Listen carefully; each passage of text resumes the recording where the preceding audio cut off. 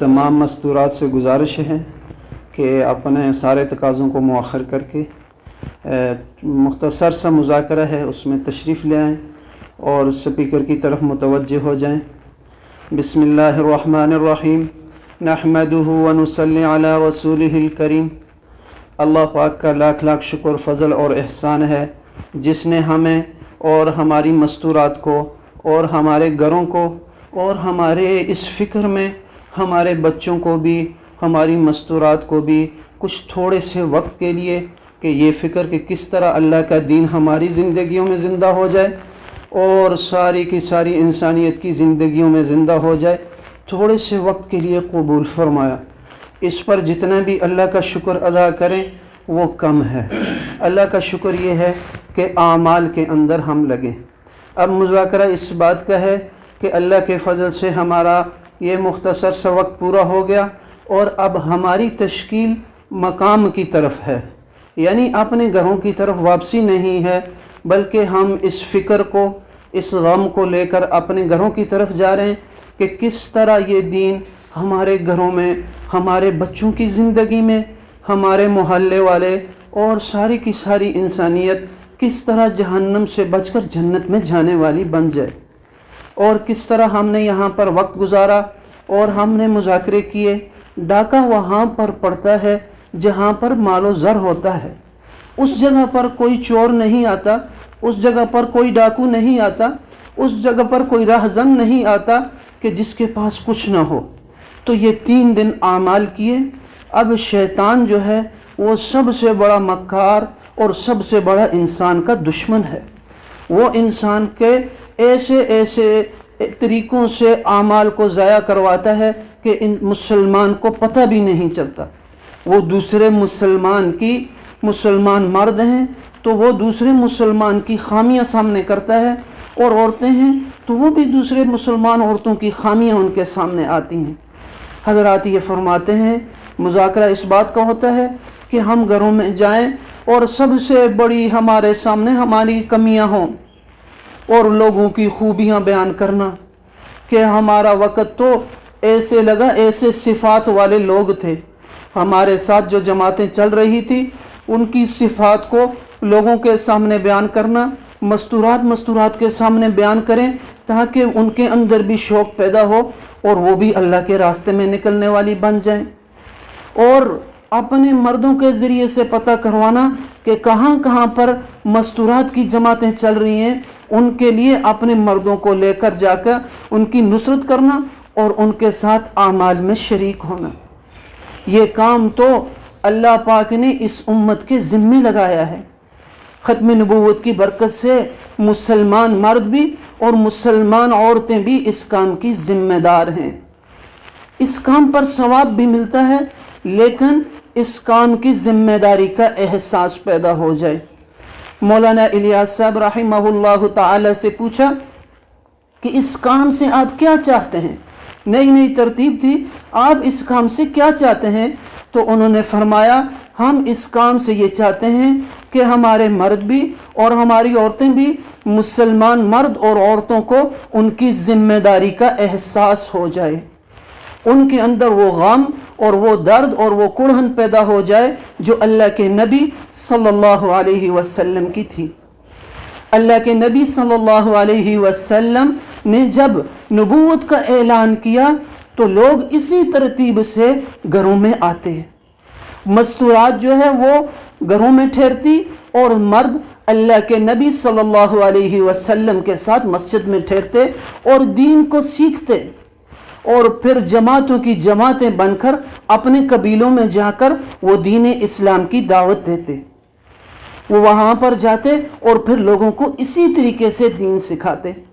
اب ہم نے یہاں پر 3 دن گزارے، اب ہم نے یہاں پر مذاکرے کیے، الحمدللہ جتنا ہو گیا اس پر اللہ کا شکر، اور جو نہ ہو سکا تو اس پر استغفار اور ندامت ہو، اور یہ فکر ہو کہ کس طرح آگے ہمارے 3 سے روزے مکمل ہو جائیں، 15 یوم مکمل ہو جائیں، اور ہم ساری دنیا کے آخری کونے تک بسنے والے مسلمانوں تک پہنچ کر ان کو اس دعوت کا پیغام کو پہنچائیں۔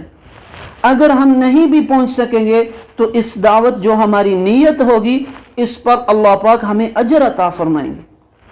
ایک آدمی، ایک بچہ، ایک مرد، ایک عورت اگر وہ دین متین کی عالی شان محنت کی نیت کر لیتا ہے کہ میں نے حافظ بننا ہے، میں نے حافظہ بننا ہے، میں نے عالم بننا ہے، میں نے عالمہ بننا ہے، وہ نیت کر لیتا ہے اور اس راستے میں زندگی وفا نہیں کرتی تو قیامت والے دن شمار انہی کے ساتھ ہوگا۔ تو یہ اللہ پاک نے ہمیں کام دیا ہے، یہ محنت ہے، اس کام کو کام سمجھا جائے، اس کو ذمہ داری سمجھا جائے، ذمہ داری کا احساس پیدا ہو جائے ہمارے مردوں میں بھی اور ہمارے عورتوں میں بھی۔ ہماری مستورات یہ کوشش کریں گھر میں جا کر ایسے پیار سے محبت سے دعوت کو چلائیں۔ ایسا نہیں ہے کہ اب ہم جا کر تو بس سارے کے سارے ماحول کو بدلیں گے، نہیں، یہ کام حکمت اور بصیرت کا ہے۔ حکمت اور بصیرت کے ساتھ ہمارے جن مردوں کے 4 مہینے نہیں لگے ان کو پیار سے محبت سے ہم اللہ کے راستے میں نکالنے والی بن جائیں، اور اسی طرح سے ہم دعوت کو چلائیں، آئی گئی جماعتوں کی ہم نصرت کریں اور اپنے مکانوں کو ہم مستورات کی جماعت کے لیے پیش کریں۔ اپنے مردوں کے ساتھ اس بات کا مذاکرہ کریں کہ ہمارے گھروں میں بھی جماعتیں ٹھہریں۔ اللہ پاک صاحب خانہ کو جزائے خیر عطا فرمائے کہ جنہوں نے 3 دن تک رات دن اپنے آرام کو اور اپنی ساری چیزوں کو اللہ کے لیے قربان کیا۔ اللہ پاک دیکھ رہے ہیں اور اللہ پاک اس کا ان کو اجر عطا فرمائیں گے۔ اس طرح اس اجر کو ہم بھی لینے والے بن جائیں۔ ہمارے گھروں میں بھی مساجد ہوں، ہمارے گھروں کے اندر بھی مسجد البیت کا اہتمام ہو، جیسے کل ایک مذاکرے میں بات سامنے آئی، اور نہیں مسجد البیت تو کم از کم ایک چٹائی ڈال کر وہاں پر مصلی ڈال کے وہاں پر ترتیب بنائی جائے۔ اور فرمایا کہ تعلیم کا عمل جو ہے اس کے تو بہت زیادہ فائدے ہیں، دودھ پیتے بچوں کو بھی تعلیم کے اندر شریک کیا جائے، ان کے اثرات ان کے اوپر بھی ہوتے ہیں، اور ہم اعمال کرنے والے ہم بن جائیں، اور لوگوں کے ساتھ جا کر اپنی مستورات کے ساتھ جا کر اس طرح سے مذاکرے ہوں جس طرح سے ہم نے 3 دن میں سیکھا۔ اور یہ تو اس لیے تھا کہ ہمارے اندر احساس ذمہ داری پیدا ہو جائے اور آگے ہم اللہ کے راستے میں نکلنے والے بن جائیں۔ اس دعوت والے اعمال ہیں، اور دعوت اللہ، تعلیم و تعلم، ذکر و عبادت اور خدمت، ان کے اندر تو ہمارے 24 گھنٹے گزریں۔ یہ اعمال صرف اللہ کے راستے کے لیے نہیں ہیں، یہ اعمال تو مسلمان مردوں اور عورتوں کے لیے ہیں، اور اس کام کو اللہ پاک نے اس امت کے ذمے لگایا ہے۔ اس پر اللہ پاک نے اس امت کی تعریف فرمائی ہے کہ پہلے دن سے مسلمان مرد اور مسلمان عورتیں اس کام کی اللہ پاک نے ذمہ دار بنائی ہے۔ ام شریک رضی اللہ تعالی عنہ جب اسلام قبول کرتی ہیں تو لوگوں کے جو کفار مکہ تھے ان کے گھروں میں جا جا کر دعوت دیتی۔ جب کفار مکہ رات کو واپس آتے تو اپنی عورتوں کے چہرے اور ان کے تیور بدلے ہوئے دیکھتے، اور پھر وہ پوچھتے کہ دن میں یہاں کون آیا تھا؟ تو کرتے کراتے پتہ چلا کہ ام شریک آتی ہیں اور لوگوں کو آ کر دعوت دیتی ہیں اور مستورات میں دعوت چلاتی ہیں، کہ مستورات کو کہتی ہیں کہ کلمہ پڑھ لو تم کامیاب ہو جاؤ گی۔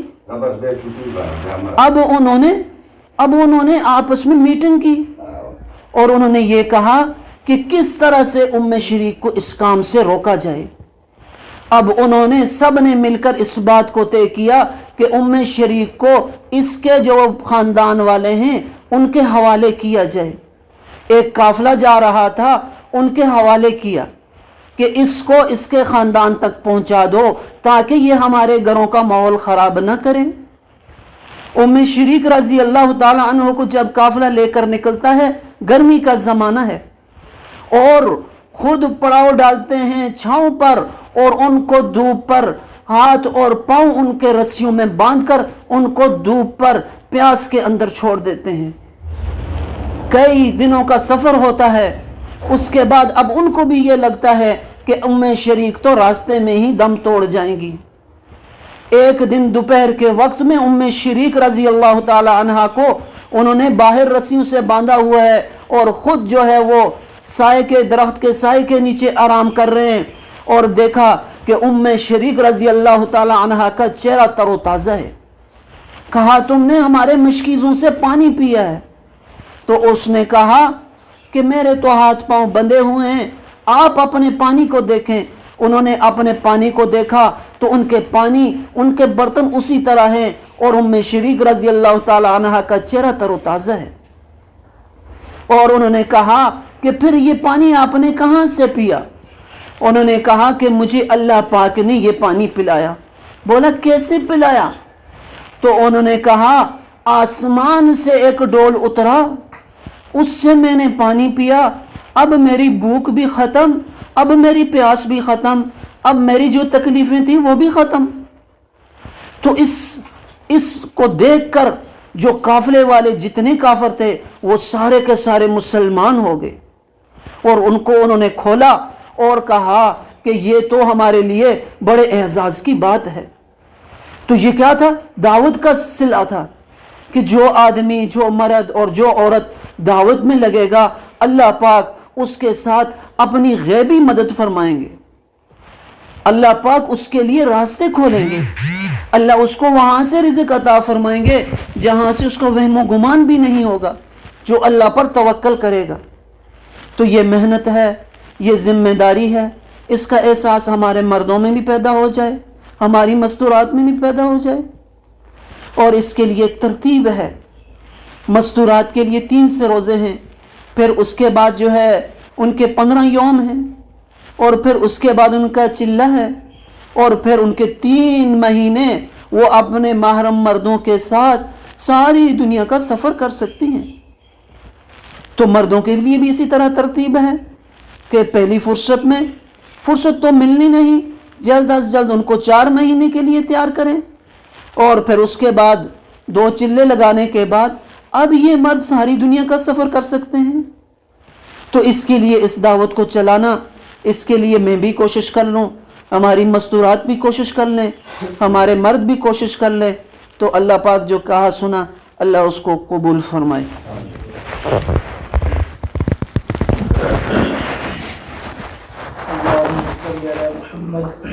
وعلى آل محمد كما صليت على إبراهيم وعلى آل إبراهيم إنك حميد مجيد. اللهم بارك على محمد وعلى آل محمد كما باركت على إبراهيم وعلى آل إبراهيم إنك حميد مجيد.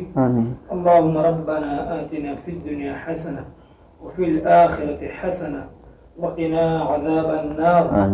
وقنا عذاب القبر وقنا عذاب الحشر وقنا عذاب الميزان.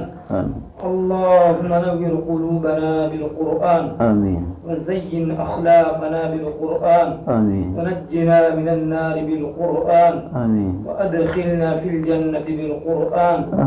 اللهم ارزقنا رزقا حلالا طيبا وقلبا خاشعا وعلما نافعا ورزقا واسعا. رب اجعلني مقيم الصلاة ومن ذريتي ربنا وتقبل دعاء. صلى الله تعالى على خير خلقه محمد وعلى آله وأصحابه.